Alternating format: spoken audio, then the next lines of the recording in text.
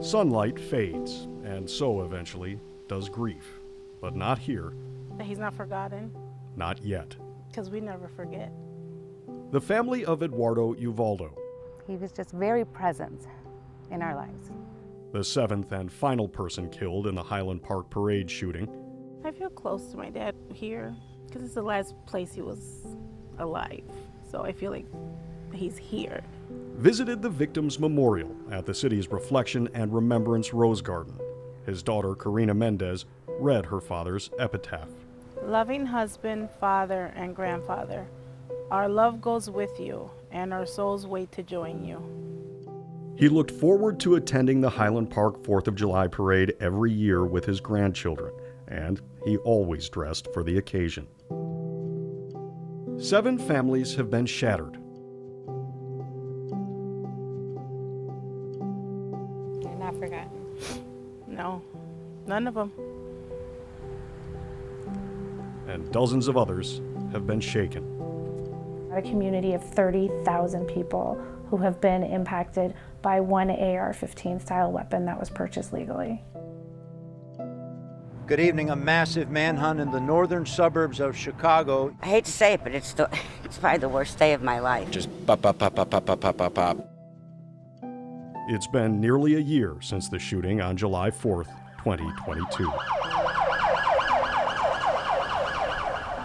Grabbed my son, I ran around the corner and I put him in a dumpster.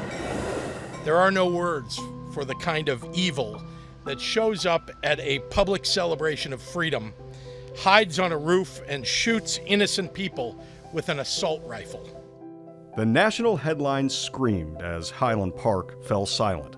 The city's 4th of July parade became a holiday horror when a gunman on a rooftop sprayed the parade crowd with more than 70 rounds from a Smith & Wesson M&P 15 semi-automatic rifle, causing panic and fear, and ultimately a bloodbath that left initially 30 people wounded and at least 6 people dead.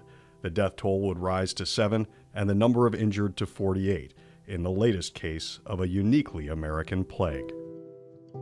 Highland Park mom Ashby Beasley was at the 4th of July parade with her son. Rifle first, blue, go.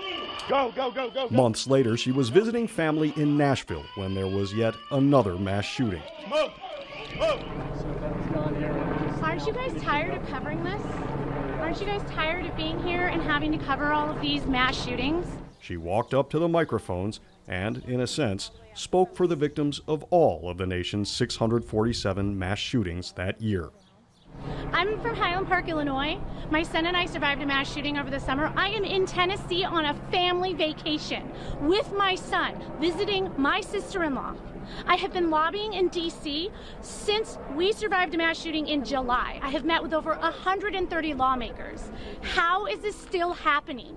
How are our children still dying, and why are we failing them? It just all bubbled up in me. It was too much to see all of these things that I'm working so hard against, and knowing that had Congress acted, had they acted, then these deaths would have been preventable.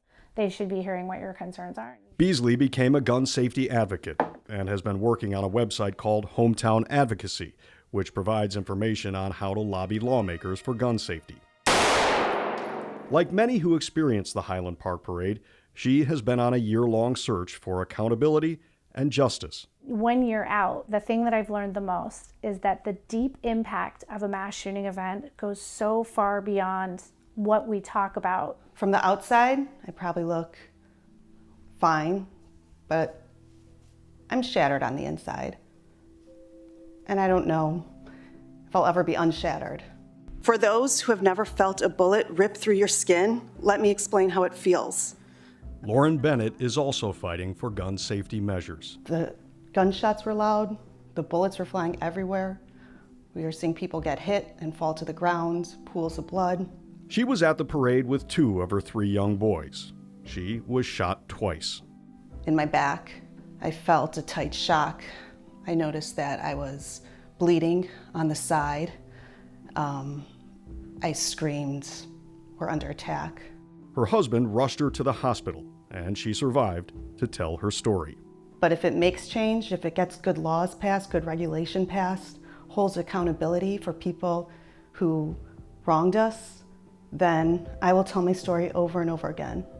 The anniversary of the parade is a touchy time for so many, and certainly for those who have experienced loss. As it gets closer, it's getting harder.